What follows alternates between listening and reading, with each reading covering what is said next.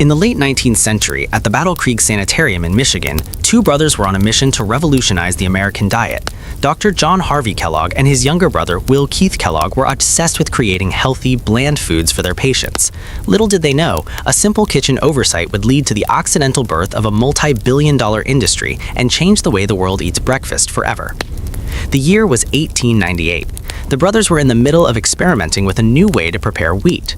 They had cooked a batch of wheat and were preparing to roll it into sheets and dough. However, they were suddenly called away to attend to urgent matters at the hospital. In the rush, they left the cooked wheat sitting out on the counter. By the time they returned, the wheat had gone stale and slightly fermented. Most people would have thrown the ruined batch away, but the Kellogg brothers, operating on a tight budget, decided to see if they could still process it.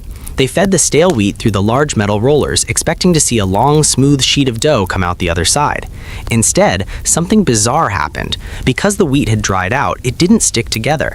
As it passed through the rollers, it shattered into hundreds of tiny, thin, crispy flakes. Intrigued, the brothers toasted the flakes and served them to the patients. The response was immediate. The patients loved the crunch. While John Harvey saw it as just another health food, Will Keith recognized the massive commercial potential.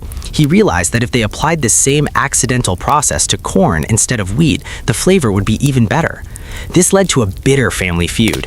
Will wanted to add sugar to the recipe to make it appeal to the masses, but John, the strict doctor, refused. Will eventually moved out, bought the rights to the process, and founded the Battle Creek Toasted Cornflake Company, which we now know as Kellogg's. By 1906, he was shipping over 1 million cases a year. What started as a forgotten pot of wheat in a sanitarium kitchen became the blueprint for the modern cereal aisle. It proves that in the world of American innovation, sometimes the biggest mistakes are actually the greatest discoveries in disguise.